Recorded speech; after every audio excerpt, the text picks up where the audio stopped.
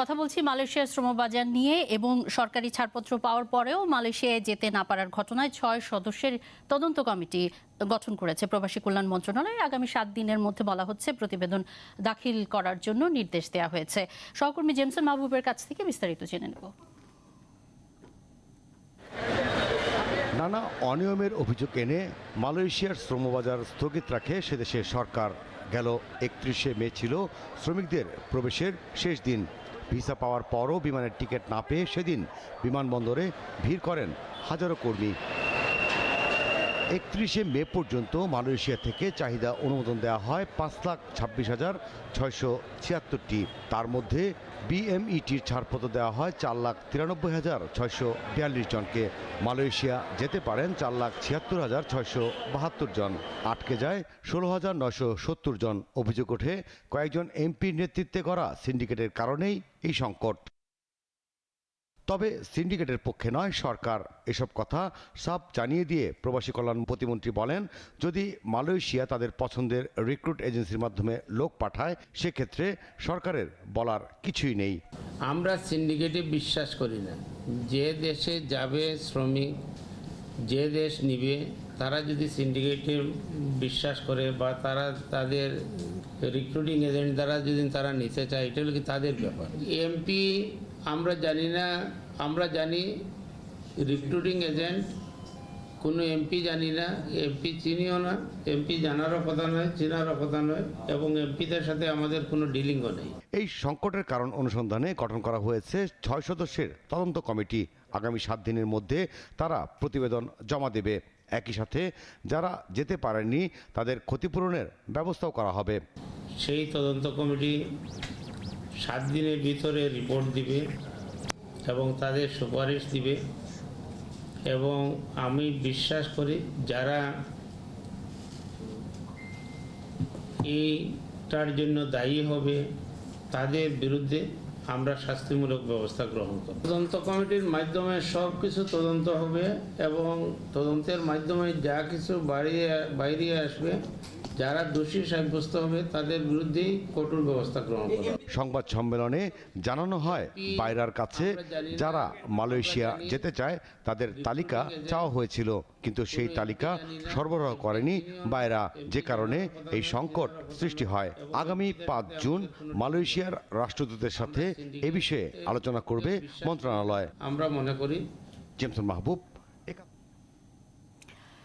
আমরা আলোচনায় যেতে চাই। মাসুদউদ্দিন চৌধুরী, আপনার সাথে আসলে কথা যেহেতু শেষ হয়েছিল, এই পর্যায়ে আপনার কাছে বলতে চাই, যেটি বলছিলাম, জাতিসংঘের মানবাধিকার বিষয়ক হাই কমিশনারের যে কার্যালয় রয়েছে তারা তাদের ওয়েবসাইটে এক বিবৃতিতে বলেছেন, মালয়েশিয়ায় বাংলাদেশি শ্রমিকদের অনেকেই দুর্বিষহ, মানবেতর ও অমর্যাদাকর পরিস্থিতির মধ্যে রয়েছেন। চাকরির ভুয়া প্রতিশ্রুতি দিয়ে শ্রমিকদের কাছ থেকে বড় অঙ্কের অর্থ হাতিয়ে নেওয়া হচ্ছে।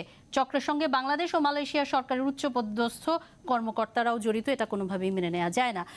জাতিসংঘ আসলে কি একেবারেই কোনো তথ্য প্রমাণ ছাড়া এই ধরনের বক্তব্য দিচ্ছে কিনা? এবং 2015 সালে তো আপনার যে রিক্রুটিং এজেন্সি সেটি আসলে প্রতিষ্ঠিত হয়েছে। 2018 সালে যখন বন্ধ হয়ে গেল এবং 2022 সালে আবার যেটি চালু হলো বাজার, মালয়েশিয়ায় বাংলাদেশি কর্মী পাঠানো, সেখানে আপনাদের তো আসলে পূর্ব অভিজ্ঞতা ছিল না, কিন্তু তারপরও 25টি রিক্রুটিং এজেন্সির মধ্যে আপনারা কিভাবে আসলে জায়গা পেয়ে গেলেন? যে প্রশ্নটা আমাকে করছে এটা আমাকে না করে মালয়েশিয়ান অথরিটিকে করেন, উত্তর আপনি পাবেন। আর আমি আরো অন্যদিকে একটা পয়েন্ট বলি। একটা ওই ছোটবেলায় পড়তাম, লাখে লাখে শূন্য মরে কাতারে কাতার, সুমার করিয়া দেখি পুরোনো হাজার। ওই দিন বাংলাদেশ মানে আমাদের ঢাকা এয়ারপোর্টে মাত্র 582 জন প্যাসেঞ্জার গিয়েছিল, যাদের বিদেশে যাওয়ার কথা বলে তাদের এজেন্টগুলো তাদেরকে পাঠিয়েছে। The number was only 582, not 30,000. This one. এই পর্যন্ত বিএমএটি হয়ে গেছে, যেতে পারেনি সেরকম সংখ্যা হচ্ছে 69-70টা এজেন্সি থেকে যে ডেটা নেওয়া হচ্ছে সেখানে 3,700। এর বাইরে আরো যেমন 30টা আছে, তাদের কাছে ধরে নিচ্ছে আরো 1,000 হবে। তার মানে সর্বমোট সংখ্যা হবে সে 4,500, 4,700, মেবি 5,000। তো সেখানে এখন 30,000, 70,000, 40,000 বানিয়ে ফেলতেছি আমরা। অর্থাৎ গণমাধ্যমে যে খবর আসছে এটি ভুয়া। আমি আপনাকে ডেটা দিচ্ছি, ইউ ক্যান চেক ব্যাক। এবং সরকারি এই যে প্রতিমন্ত্রী তো আজকে বলেছেন 17,000 শ্রমিক মালয়েশিয়ায় যেতে পারেনি। শাহজালাল ইন্টারন্যাশনাল এয়ারপোর্টে 30,000 লোক ঢাকা আছে। 30,000 লোক ওখানে ছিলেন সেটি বলা হচ্ছে না, 30,000 তাই লোক বলা হচ্ছে। যেতে পারেননি, এই যে কিন্তু একটা- হাজার হাজার লোক ছিলেন। আপনি যে 500 লোকের কথা 582 জি আমরা এই 582 কথা পর্যন্ত যে বলছেন, ডাটাটা আপনি পেয়েছি, ছবিগুলো যদি একটু খেয়াল করেন তাহলে কিন্তু আসলে আপনার এই ধারণা বা আপনি যা বলছেন সেটি আসলে ভুল প্রমাণিত হবে।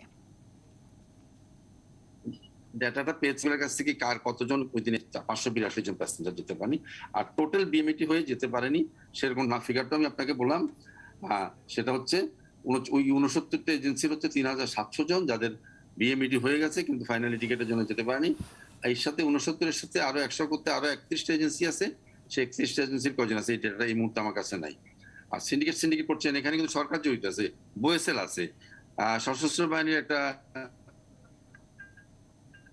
আছে, এরাও কি সিন্ডিকেটের অংশ? আমরা সরকারও সিন্ডিকেটের অংশ হয়ে গেল, সেনাবাহিনী বা সশস্ত্র বাহিনী সিন্ডিকেটের অংশ হয়ে গেল। আমার মনে হয় এই আলোচনা আপনার সাথে আসলে আর বাড়িয়ে লাভ নেই। শরীফুল হাসান, সবশেষে আপনার মন্তব্য নেব। আলী হায়দার চৌধুরী, আপনার কাছে প্রশ্ন রাখতে চাই। তদন্ত কমিটি তো গঠন হলো, 7 দিন পর নিশ্চয়ই আমরা রিপোর্টে জানতে পারবো কারা দোষী। যারা আসলে যেতে পারলেন না, এবং আমরা জানি যে 5 লাখেরও বেশি টাকা খরচ করেছেন, এর মধ্যে অনেকে, ক্ষতিপূরণের ব্যবস্থা নেওয়া হবে বলা হচ্ছে, টাকা কি ফেরত পাবেন তারা? ডেফিনেটলি সরকার যখন তদন্ত কমিটি করেছে, সরকার তো সার্বিক তদন্ত করবে। সেই তদন্ত প্রেক্ষিতে তাদের যে প্রাপ্যটা আমাদের যারা যেতে পারেনি তারা যাতে ফেরত পায় সেই জন্য মন্ত্রণালয় কাজ করবে। মন্ত্রণালয়কে আমরা সার্বিক সহযোগিতা করব। আমি একটু সাপ্লিমেন্ট করতে চাচ্ছি এতক্ষণ আপনাদের আলোচনায়। আপনারা সেদিন এয়ারপোর্টে 9টা ফ্লাইট অপারেট হয়েছে। 9টা ফ্লাইটে যদি আপনি 300 কিংবা 200 প্লাস ধরে রাখেন তাহলে কত প্যাসেঞ্জার সেদিন এয়ারপোর্টে ছিল? আমি আপনাদেরকে বলতেছি যে এই যে গণমাধ্যমে যে নিউজগুলো সেদিন একটা আসছে সেটা এত বেশি মানে এক্সপোজ হয়েছে যে যা ফিগার নয় তার চেয়ে একটা বড় একটা ফিগার সেখানে প্রকাশ করা হয়েছে। আসলে এটা ঠিক যে অনেক লোক আমাদের যেতে পারেনি, এবং আমরা আজকে তথ্য নেওয়ার চেষ্টা করেছি। আমরা বিভিন্ন এজেন্সি থেকে আমরা তথ্য সংগ্রহ করার চেষ্টা করেছিলাম, কার কাছে কি আছে, কেন যেতে পারছে না, এবং এয়ারপোর্টে কারা বিনা টিকেটে প্যাসেঞ্জার গুলো পাঠিয়েছে, এবং এই তথ্যগুলো আমরা সংগ্রহ করার চেষ্টা করেছি। আমাদের তথ্যগুলো কিন্তু সেই কথা বলে না।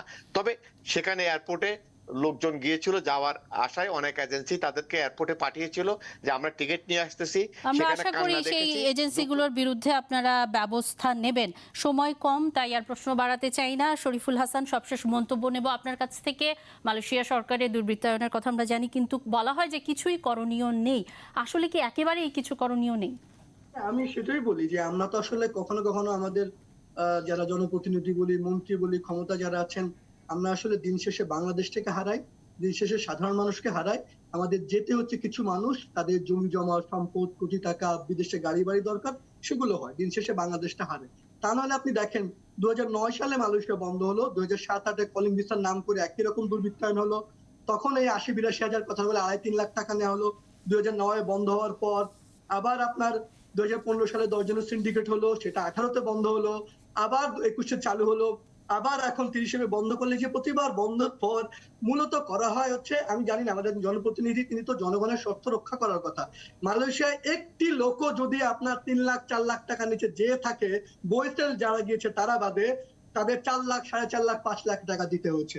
সরকার বলবে তাদেরকে ছবি নেই। সাংবাদিক হিসেবে আমরা প্রায় সবাই কথা বলেছি, প্রত্যেকটা লোককে আপনি ডেকে জিজ্ঞাসা করেন, এমনকি আমাদের সংসদ সদস্যদের মাধ্যমে তারা গিয়েছেন, তারা জিজ্ঞাসা করুক, জানুক। এই যে আপনারা গণমাধ্যম বা আমরা কিন্তু ঘটনা ডাইভার্ট করছেন কত লোক যেতে পারেন সেই দিকে।